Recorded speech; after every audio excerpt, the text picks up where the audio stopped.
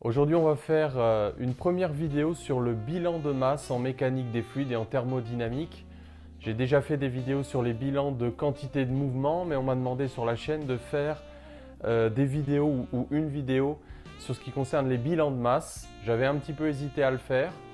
Et puis finalement, je me suis dit que c'était quand même très important de faire deux vidéos sur les bilans de masse. Pourquoi? Parce que sur le bilan de masse, on voit vraiment la différence qu'il y a entre les bilans en mécanique des fluides sur les systèmes ouverts ou les bilans sur les systèmes fermés. Et c'est très important pour toi que tu saches bien que dans ton cours, par moment, on fait un bilan sur un système ouvert. C'est le cas par exemple en diffusion de particules pour établir l'équation de diffusion. Et c'est le cas, comme on va le voir aujourd'hui également, pour établir l'équation de conservation de la masse. Une première méthode, donc on peut faire un bilan sur un système ouvert dans lequel il y a entrée et sortie de matière. Et il y a d'autres fois où on fait un bilan sur un système fermé. C'est par exemple le cas des bilans de quantité de mouvement pour appliquer le théorème du centre d'inertie ou le premier principe de la thermodynamique à un fluide en écoulement. Et donc dans ta tête, il faut que ce soit très clair. Est-ce qu'on me demande un bilan sur un système ouvert ou un bilan sur un système fermé? Et justement, pour les bilans de masse, on peut faire les deux. Alors, c'est vraiment l'occasion d'illustrer ces deux méthodes qui se ressemblent beaucoup, mais comme très souvent en physique, la difficulté c'est que ça ressemble, mais c'est pas pareil. Et toute la difficulté, c'est dans le c'est pas pareil. Donc aujourd'hui, on va établir l'équation de conservation de la masse, d'abord à une dimension, telle que c'est précisé dans le programme de prépa en deuxième année, en PC, je pense aussi en PSI. Et donc on va le faire aussi en 3 dimensions, ça c'est du hors programme avec la formule de Green-Ostrogradsky. Mais ce que j'aimerais te montrer, c'est que finalement si tu le sais le faire à une dimension, tu vois beaucoup mieux la physique. Et après le faire en 3 dimensions, finalement on arrive aussi à extraire la physique de ce bilan en 3 dimensions si on a bien compris à une dimension. En plus, on va reprendre le raisonnement qu'on a fait en diffusion de particules, ce que j'ai fait dans la première vidéo sur la diffusion de particules pour établir l'équation de diffusion, le bilan temporel, le bilan spatial.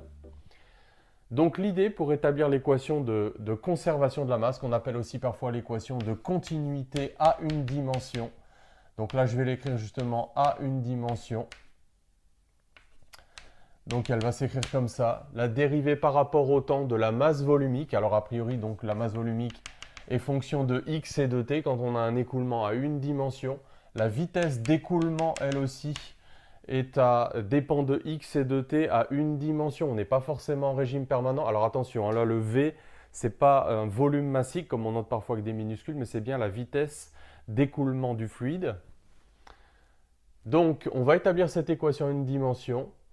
Et on verra d'ailleurs aussi qu'après, donc en 3D, on peut la généraliser et qu'elle a deux formes en faisant intervenir aussi la dérivée particulière. Alors pour établir cette équation, c'est assez simple. On va reprendre le raisonnement qu'on a fait en diffusion de particules.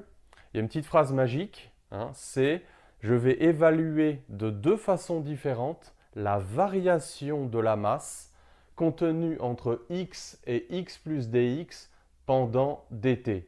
Donc on va évaluer la variation de la masse contenue dans ce volume de contrôle fixe, ce système ouvert. Il y a entrée et sortie de matière. Donc de volume d taux égale s dx pendant l'intervalle de temps dt. Donc deux choses élémentaires dans le bilan, le volume dans lequel on travaille et également l'intervalle de temps durant lequel on va travailler. Alors la première manière d'évaluer cette variation, qui va être d'ordre 2, c'est de faire un bilan temporel. Le bilan temporel, c'est très simple. C'est regarder la masse qu'on a dans ce volume de contrôle. Donc un système ouvert, entrée et sortie de matière à l'instant t. Regardez ce qu'on a à t plus dt. Et donc la variation entre t et t plus dt, c'est donc masse finale moins masse initiale. Et donc c'est le bilan temporel, très simple. La première façon d'évaluer cette variation. Donc on va simplement utiliser la définition de la masse volumique. Donc la masse à l'instant t, c'est la masse volumique en x à l'instant t, donc fois le volume d taux, donc fois s dx. Alors bien sûr, pourquoi est-ce qu'on travaille dans un volume élémentaire? C'est comme en diffusion de particules ou même en diffusion thermique quand on veut établir l'équation de diffusion thermique. C'est pour pouvoir considérer que ρ est uniforme à l'ordre le plus bas à l'intérieur donc de cette tranche entre x et x plus dx. On est obligé de travailler sur un système élémentaire. Et donc à t plus dt, on a la même chose, seulement on est en train de regarder à l'instant t plus dt. Et donc il suffit de reporter ceci dans le bilan de masse. Donc on voit qu'on aura ρ de x à t plus dt moins ρ de x à l'instant t fois s dx. Et là, par un développement de Taylor à l'ordre 1, donc on regarde la variation sur la variable t. Donc ça va faire dρ sur dt en xt fois dt fois s fois dx. Donc c'est le bilan temporel, c'est standard, c'est comme en diffusion de particules. La masse a varié parce qu'on peut constater que la masse volumique a varié entre t et t plus dt. Alors maintenant, le bilan spatial. On peut se poser cette question, mais pourquoi la masse a-t-elle varié? Pourquoi la masse volumique a-t-elle varié? Eh bien, c'est parce qu'il y a eu entrée de matière en x et sortie de matière en x plus dx. Donc il faut qu'on évalue la masse entrante pendant dt et la masse sortante en x plus dx pendant dt. Alors pour ça, on va utiliser le vecteur j, le vecteur j massique, dont le débit, donc j de x et t, c'est ρv. Alors comment retrouver cette expression ρv pour retrouver le débit massique? Alors on peut directement utiliser, si on connaît l'expression du débit massique, donc c'est le flux du vecteur j massique à travers une surface. Si tu veux rétablir ce petit résultat, c'est très simple. Tu dis, si je prends une section droite du tuyau, la masse qui va traverser pendant dt est contenue dans un petit cylindre de longueur vdt et de base s. Donc cette masse vaut ρ s v dt. Et là, on voit naturellement arriver le vecteur ρv, le vecteur j, donc dm sur dt. On voit que ça fait jm fois s. Donc dans ce cas-là, le flux, si j est uniforme sur toute la section, s'écrit bien ρ fois v avec une vitesse qui dépend que de x, donc pas de y ni de z. C'est dans cette configuration qu'on est. Donc on voit que la masse entrante en x, je vais tout de suite dire que c'est ρ en xt fois v en xt, donc ça c'est j massique fois la surface fois dt. Et puis en x plus dx, on a la même chose.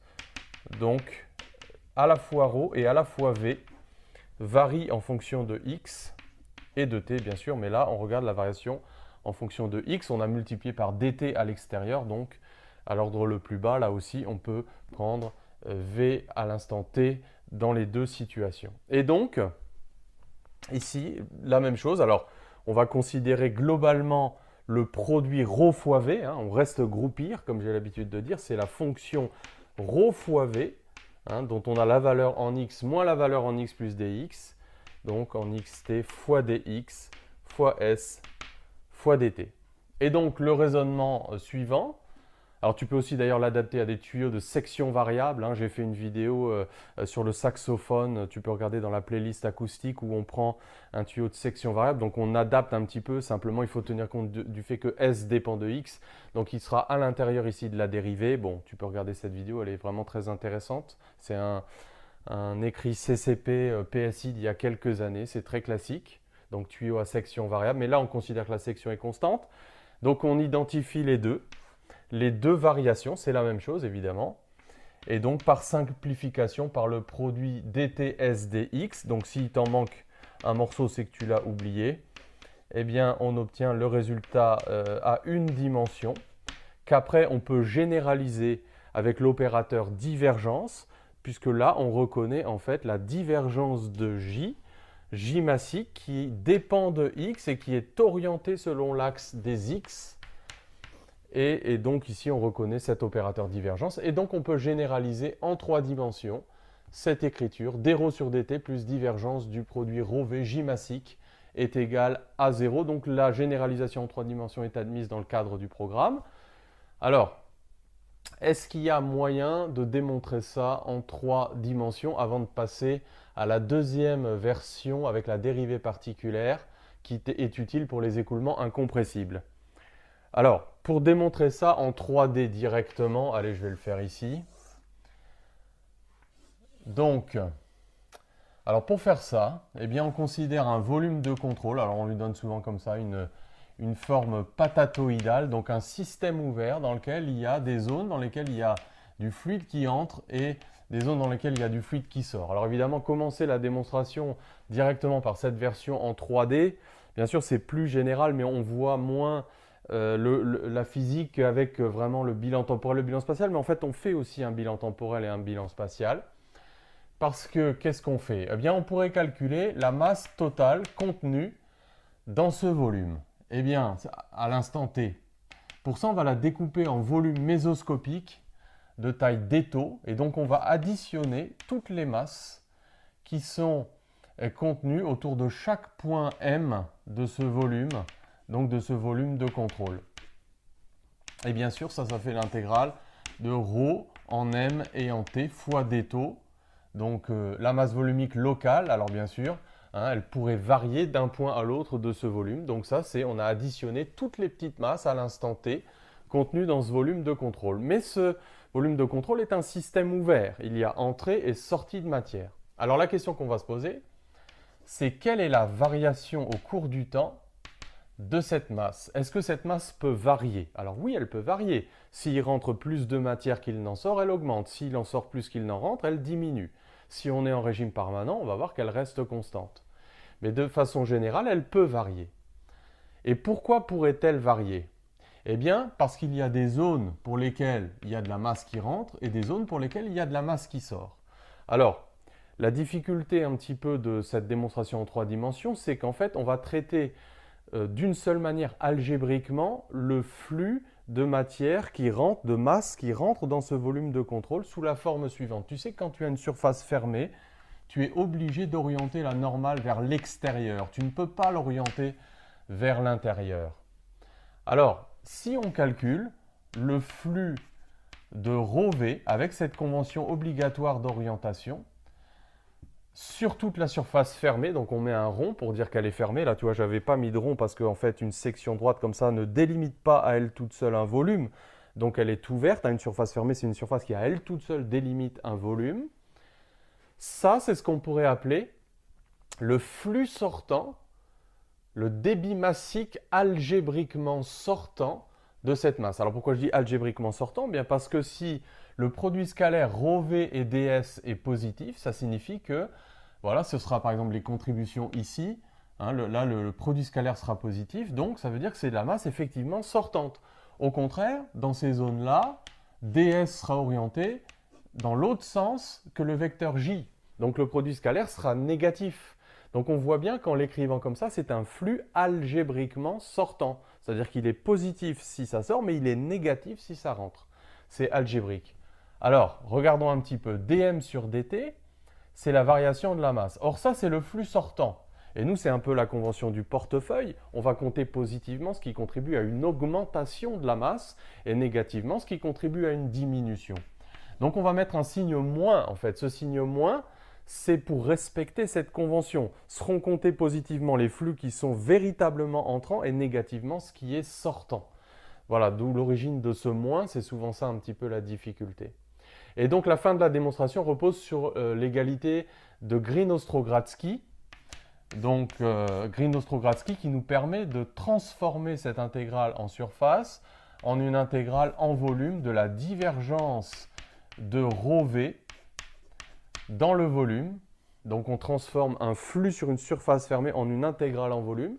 Tout ça pour pouvoir la mettre sur un pied d'égalité avec la dérivée par rapport au temps de la masse. Alors on voit que si on dérive ça par rapport au temps, eh bien on peut rentrer la dérivée sous l'intégrale puisque j'intègre par rapport à l'espace et que les variables d'espace et de temps sont indépendantes. Hein. On est dans une description eulérienne. Donc les variables d'espace et de temps sont indépendantes. Donc je peux dériver sous l'intégrale. Et donc ça va s'égaliser donc avec cette dérivée. Je peux tout mettre sous le même signe intégral. Donc divergence de ρV plus dρ sur dt. Donc là maintenant on a 2 plus d taux égale 0. Donc c'est une intégrale en volume. Alors attention, ce n'est pas parce qu'une fonction a une intégrale nulle que la fonction est elle-même nulle. Mais dans ce cas particulier, ce qui est important, c'est que c'est vrai quel que soit le volume de contrôle que l'on choisit. Donc par contre, si tu as une fonction qui a une intégrale nulle et que c'est vrai pour tout domaine d'intégration, alors nécessairement la fonction elle-même est nulle. Et donc grâce à ça, on a démontré que ce qui est sous l'intégrale est nul, ce qui correspond à l'équation dite de continuité ou dite de conservation de la masse, Personnellement, j'aime pas trop cette appellation conservation de la masse parce qu'on a vu que la masse ne se conserve dans ce volume de contrôle que si on est en régime permanent. Si ρ dépend explicitement de T, on n'est pas en régime permanent et la masse varie. Donc on appelle ça équation de conservation de la masse, mais attention, ça ne veut pas dire que la masse se conserve toujours. Alors, cette équation est particulièrement utile pour montrer la conservation du débit massique à travers tout tube de champ en régime permanent, puisque leur divergence de ρV est nulle. Et la deuxième expression avec la dérivée particulière, elle est utile pour les fluides incompressibles, ou les écoulements incompressibles plus précisément, parce que quand un écoulement est incompressible, ça signifie à l'échelle de la particule de fluide qu'elle garde son volume, qu'elle ne se dilate pas, qu'elle ne se contracte pas. Elle peut changer de forme, mais son volume reste le même. Et donc, sa masse volumique ne change pas quand on la suit au cours de son mouvement. Et donc, quand on a un écoulement incompressible, ce n'est pas la dérivée locale qui est nulle, mais c'est la dérivée particulière de la masse volumique qui est nulle. Et donc, on aura div de V égale 0. Ce n'est pas tout à fait pareil que div de ρV égale 0. Donc, dans le cas d'un écoulement incompressible, on a la conservation du débit volumique, le flux du vecteur V à travers la surface. Et en régime permanent, on aura la conservation du débit massique. Bien sûr, il y a des cas où les deux, et c'est très souvent le cas en mécanique des fluides, les deux sont vrais simultanément. À ce moment-là, on a à la fois la conservation du débit volumique et du débit massique. Alors, comment passer d'une formule à l'autre, d'une formule de conservation de la masse à l'autre? Il y a une petite formule d'analyse vectorielle qui permet de le faire. Donc, parce que la divergence de ρV, alors divergence c'est un peu comme dériver un produit, c'est assez facile à retenir, c'est comme si tu dérivais deux fonctions UV, tu dérives le produit UV, ça fait U'V plus UV', c'est un peu la même chose ici. Donc ça va faire, si ρ est constant, on peut le sortir de la dérivation, donc ça c'est UV' plus U', donc là ça va être gradient, parce que quand on applique l'opérateur nabla à un scalaire, ça fait le gradient scalaire V. Donc voilà, bon, cette formule, tu n'as pas à la connaître par cœur, mais tu vois comment tu peux la retrouver assez facilement par analogie avec les dérivés des produits sur les fonctions d'une variable. Et donc on va recopier ça dans l'équation de continuité.